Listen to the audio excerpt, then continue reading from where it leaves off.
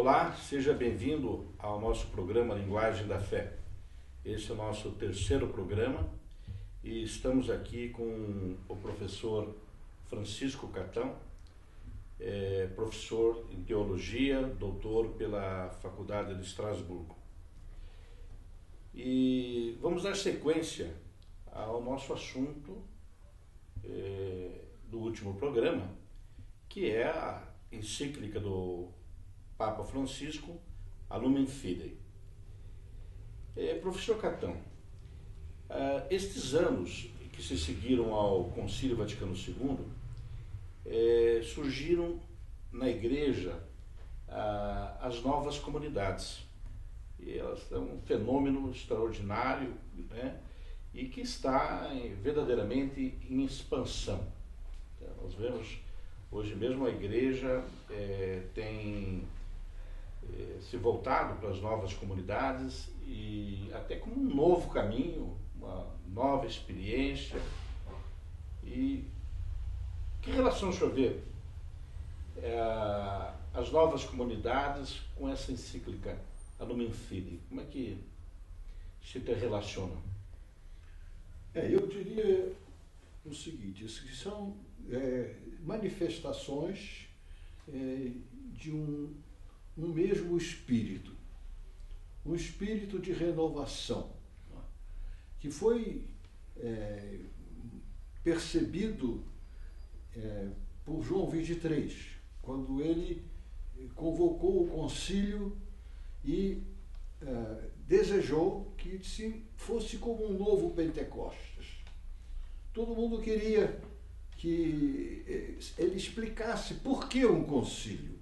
Não é preciso um concílio para definir novas verdades, pois o Papa é infalível.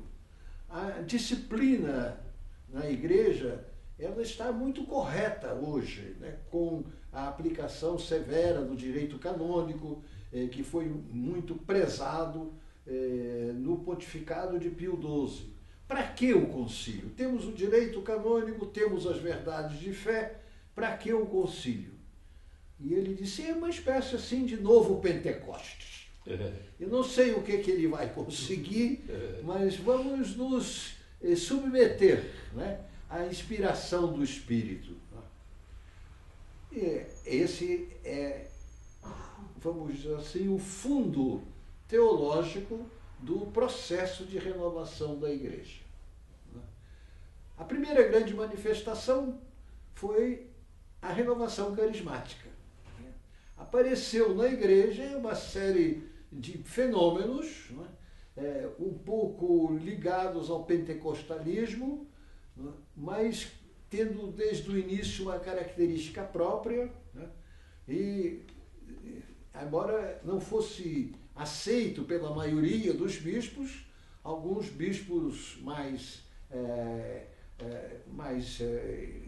visionários, eu diria quase, se o cardeal Sines me permite que eu aplique esse qualificativo a ele, e alguns teólogos estimulados justamente por esses bispos, o padre Congar, por exemplo, estimulado pelo cardeal Sines, começaram a mostrar teologicamente o que significava a renovação carismática.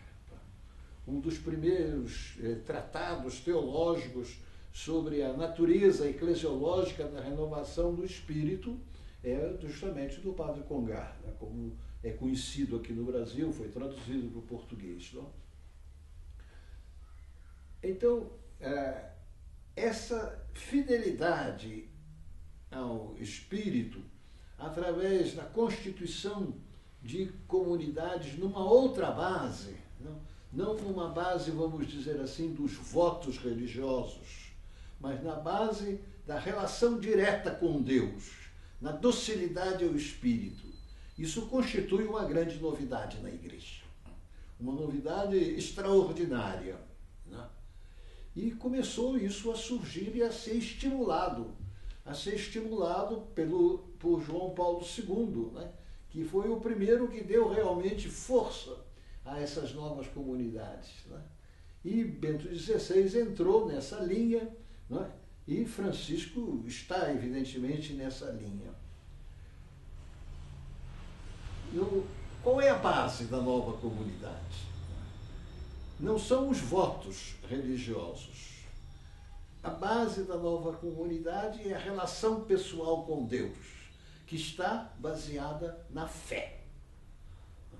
Quando Bento XVI sentiu que a função dele como Papa seria mostrar a importância da palavra de Deus e da fé na constituição da Igreja, né, e que ele convocou o seu primeiro sínodo, a função da palavra de Deus na vida e na missão da Igreja, ele estava caminhando para fundamentar teologicamente as novas comunidades. E é justamente esse reconhecimento da fé na base da vida, né, da vida cristã, que ele visou na proclamação do Ano da Fé, e dentro do contexto do Ano da Fé é que surge então a encíclica Lumen Fidei, que ele não tem tempo de terminar, mas que o sucessor dele, né, embora muito diferente quanto ao temperamento, né, levando um pontificado totalmente diverso do ponto de vista da publicidade, o sucessor dele aprofunda, né, assumindo, né, essa ideia fundamental de que toda a vida cristã se baseia na relação pessoal com Deus, né, o que é o fundamento das novas comunidades, né? Docilidade ao Espírito. Então é a parte da experiência com Deus. Exato. Eu diria que na encíclica Lumen Fidei nós temos 3 pontos fortes, né, que aproximam, né, que sustentam, né, a base eclesiológica das novas comunidades. O primeiro ponto forte é, sem dúvida alguma, a experiência. A experiência de Jesus, que é a experiência no Espírito, participada pela nossa experiência. A fé tem base na experiência. A fé não tem base num conhecimento intelectual. Não é um conjunto de verdades. A fé tem base na nossa relação pessoal com Deus. Relação pessoal experimentada, vivida, conscientemente aceita e aprofundada, tornada o centro da nossa vida. Fazer da relação pessoal com Jesus o centro da nossa vida. Isso é participar do Espírito de Jesus. Quer dizer, esse ponto é um ponto importantíssimo, né? Nós temos que tomar plena consciência de que nós estamos numa nova concepção da vida cristã. Uma nova concepção da Igreja, eu diria. Quer dizer, nós estamos realizando aquilo que o Concílio sonhou como sendo a realidade da Igreja. A expressão, tornar nossa vida expressão da união com Deus e da unidade de todos os homens. É o primeiro número, é o início da Lumen Gentium. O segundo ponto, né, é que essas novas comunidades, elas se baseiam na leitura orante, na frequência, na familiaridade com a Escritura, né?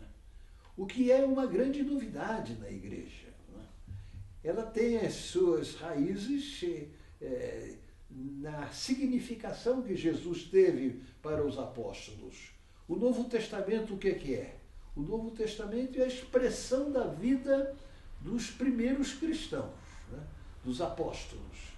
E o que comanda o Novo Testamento? É a relação com Jesus. Né? É a relação com Jesus, vivida pelos evangelistas, vivida nas comunidades em que nasceram o Evangelho, vivida por um homem como Paulo, né? Basta ler a carta aos Gálatas, segundo aos Coríntios, para ver a centralidade de Jesus na vida de Paulo e vivida por um homem como João, né? Na tradição joanina, né? Essa centralidade de Jesus também. Então, esse é o segundo ponto. E o terceiro ponto é a relação com o mundo. Como o cristão vai viver no mundo? Num certo momento, o pentecostalismo, muito influenciado pelo pentecostalismo, a renovação carismática se achou um pouco distante do mundo, né? No Brasil até se criava uma linha, teologia da libertação ou renovação carismática, né? Com extremos. Essa dualidade, não é? Ela é significativa, né? Mas são duas coisas que é preciso distinguir, mas não se pode separar, né? A gente tem que unir. E essa união nem sempre é feita de maneira feliz na nossa pastoral, na nossa herança pastoral, né? As comunidades, a meu ver, elas no Brasil são especialmente chamadas para tentar essa união entre a presença no mundo, a presença ativa no mundo e a união, a docilidade ao Espírito, a união profunda com Deus na oração, né? Que é alimentada pelo grupo de oração. Então, essa encíclica, ela insiste nisso. Os parágrafos que ela dedica à presença do cristão no mundo são extremamente significativos e de um rigor teológico extraordinário. Se eu tivesse um conselho a dar às novas comunidades, seria aprofundar esse aspecto, né? Aprofundar, refletir de quais são as reais exigências da presença do cristão no mundo. Não entender a presença da comunidade como uma fuga do mundo, como uma separação do mundo, mas entender a nova comunidade como uma plataforma de lançamento do cristão na sua vida leiga, na sua vida no mundo. Um mundo que não pensa como Jesus, mas nós estamos no mundo, não é? E somos nós que devemos levar o pensamento de Jesus ao mundo. E essa é a nossa missão. Discípulos missionários, como disse Aparecido. Então, o desejo não só o desejo, mas diríamos assim, o ato profético, né, de João 23, de um novo Pentecostes, eu acho que a gente pode reconhecer aí. Só que com uma diferença, assim, talvez possamos dizer, não é um Pentecostes centralizado, né, num cenáculo, mas espalhado pelo mundo. Não é um Pentecostes das 9 horas, é um Pentecostes do meio-dia. É um movimento extraordinário na igreja, né? O movimento da fé que se renova, da fé. E esse amadurecimento também que o senhor ressaltou, né? De repente você nasce da experiência, da vivência da palavra e também dos sacramentos, né? Também do sacramento. Do sacramento, você acho pode que separar o sacramento da palavra. Eu acho que também as novas comunidades trouxeram uma maior frequência aos sacramentos. Sem dúvida. As pessoas começaram a perceber a importância, né, e o valor do sacramento. E, como consequência disso, o irmão, né? A caridade, a expressão. Sem dúvida. Da caridade. É interessante, né, que a Lumen Fidei, ela traz também, retrata um pouco a fé do Antigo Testamento, das experiências, né, da fé na vida de Abraão, de Moisés. Né, e o primeiro capítulo da Lumen Fidei é uma tentativa de ressistematizar, de dar uma sistematização um pouco renovada ao estudo da fé, né? A gente sabe que a teologia é a sistematização da fé, né? Havia uma sistematização da fé herdada do Concílio de Trento. Ela prevaleceu até o Concílio Vaticano II. O Vaticano II não pôde entrar no detalhe, né? A Constituição Dei Verbo deu alguns elementos, né, para permitir uma nova sistematização da fé. Essa nova sistematização da fé nós já temos no Catecismo. A primeira seção da primeira parte do Catecismo é uma sistematização nova da fé. baseada no ato de crer. Creio, cremos. É o título dessa primeira sessão. Agora, o primeiro capítulo da Lumen Fidei retoma a sistematização do catecismo, né? Por isso começa em Abraão, como catecismo, né? Mas a aperfeiçoa. Eu recomendo a todos aqueles que querem fazer a teologia da fé de aprofundarem esse primeiro capítulo da Lumen Fidei. Ele é um capítulo de grande teologia, né? Fala de Abraão, né? Fala de Israel, fala de Jesus, fala da salvação universal, concluindo com um parágrafo importantíssimo sobre o Espírito Santo, para falar depois da igreja. Esses elementos, né? Abraão como relação pessoal. A fé é uma relação pessoal. Israel como fidelidade, fidelidade recíproca. Né? Jesus como expressão maior da fé, graças à sua intimidade com o Pai. A que são chamados todos os homens, salvação universal. Né? E salvação universal que, afinal de contas, é o triunfo do Espírito. O Espírito de Deus animando toda a humanidade. E qual é a expressão histórica dessa salvação universal? É a Igreja. Vejam, é uma teologia magnífica da fé. Eu acho que os professores de teologia têm aí uma sugestão extraordinária para fazer um tratado sobre a fé. Né? Em geral, no currículo de teologia, você não tem um tratado sobre a fé. Né? E uma vez me dizia um professor, até bom professor, eu não sei como fazer um tratado sobre a fé. Né? Digo, aí está aí, a encíclica do Papa Francisco ensinou, logo no primeiro capítulo, a fazer um tratado sobre a fé. Sobre a fé.